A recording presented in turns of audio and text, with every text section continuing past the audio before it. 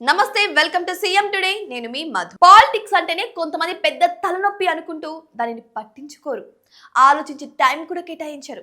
అయితే కొంతమంది పాలిటిక్స్ పై ఆలోచించే వ్యక్తులు ఉంటారు. అలాంటి వారు ఖచ్చితంగా మాట్లాడేది ఆంధ్రప్రదేశ్ ముఖ్యమంత్రి సీఎం చంద్రబాబు నాయుడు గురించి.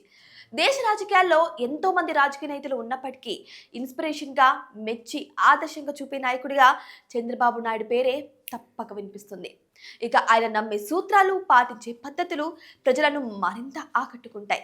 ఈ సంవత్సరంతో ఆయన సీఎంగా ప్రమాణ స్వీకారం చేసుకుని 30 ఏళ్లు పూర్తి అయిపోయింది. ఈ సందర్భంగా ఆయనకు సంబంధించిన ముఖ్య విషయాలను సోషల్ మీడియా వేదికగా షేర్ చేస్తున్నారు టీడీపీ నేతలు, పార్టీ కార్యకర్తలు. ఆయన మంచితనాన్ని, నాయకత్వాన్ని ప్రశంసిస్తున్నారు. ఈ క్రమంలో చాలా పొలిటికల్ స్టార్స్ కి లభించని అరుదైన గౌరవం చంద్రబాబు నాయుడుకి దక్కిన విషయం ఇప్పుడు ట్రెండ్ అవుతుంది. సాధారణంగా ట్యాగ్స్ అనేది సినిమా హీరోలకు మాత్రమే ఉంటాయి. రాజకీయ నాయకులకు ఇలాంటి ట్యాగ్స్ రావడం చాలా అరుదు. కానీ ఇటువంటి ట్యాగ్స్ చంద్రబాబు నాయుడు అందుకున్నారు. దీని గురించి సోషల్ మీడియా వేదికగా ఫ్యాన్స్ రకరకాల వార్తలను షేర్ చేస్తూ వైరల్ చేస్తున్నారు. చంద్రబాబు నాయుడు సెప్టెంబర్ 1, 1995న 45 ఏళ్ల వయసులో ముఖ్యమంత్రిగా ప్రమాణ స్వీకారం చేశారు. అప్పటి నుంచి ఆయన రాజకీయంగా తన ప్రత్యేకమైన స్టైల్లో ముందుకు వెళ్తున్నారు. ఆ సమయంలో ఐటీ రంగాన్ని ప్రోత్సహించి హైదరాబాద్ ను సిలికాన్ వ్యాలీ మాదిరిగా మార్చడంలో ఆయన కీలక పాత్ర పోషించారు.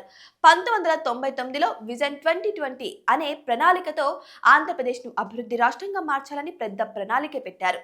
1995 నుంచి 2004 వరకు దాదాపు 9 ఏళ్లుగా నిరవధికంగా సీఎంగా కొనసాగారు. దీంతో ఆంధ్రప్రదేశ్లో ఎక్కువ కాలం ముఖ్యమంత్రిగా ఉన్న నాయకులలో చంద్రబాబు నాయుడు ఒకరు అని అభిమానులు గుర్తు చేసుకుంటున్నారు. ఇక విభజన తర్వాత తెలంగాణ, ఆంధ్రప్రదేశ్ రెండుగా విడిపోయినప్పుడు కొత్త రాజధానిగా అమరావతిని ఆంధ్రప్రదేశ్ కోసం డ్రీమ్ ప్రాజెక్టుగా ప్లాన్ చేశారు. అప్పుడు ఇక అందుకు చంద్రబాబు నాయుడు ఎంతో కష్టపడ్డారని ఆయనను దగ్గరుండి గమనించిన వారే తెలుసుకోగలరు. అయితే ఎంతో మంది రాజకీయ నాయకులు, ప్రముఖులు ఆయనను నాయకుడుగానే కాకుండా సీఈఓ లాంటి విధంగా పనిచేస్తారని కూడా ప్రశంసించారు. అందువల్ల ఆయనకు సీఈఓ ఆఫ్ ఆంధ్రప్రదేశ్ అనే బిరుదు లభించింది. అలాంటి ప్రత్యేక గౌరవం పొందిన మొదటి నాయకుడిగా గుర్తింపు దక్కింది. ఇప్పటి వరకు దేశ చరిత్రలోనే ఎంతో మంది పొలిటికల్ లీడర్స్ ని చూసాం, కానీ ఎవరికి ఇలాంటి ప్రత్యేక ట్యాగ్ ఇవ్వలేదు. కానీ ఆ రేర్ ఫీట్ కేవలం చంద్రబాబు నాయుడికి దక్కింది. చంద్రబాబు నాయుడు 2024 ఎన్నికల్లో ఘన విజయం సాధించి మళ్లీ ముఖ్యమంత్రిగా అధికారం చేపట్టారు. మళ్ళీ తన ప్రత్యేకమైన స్టైల్లో ముందుకు వెళ్తున్నారు.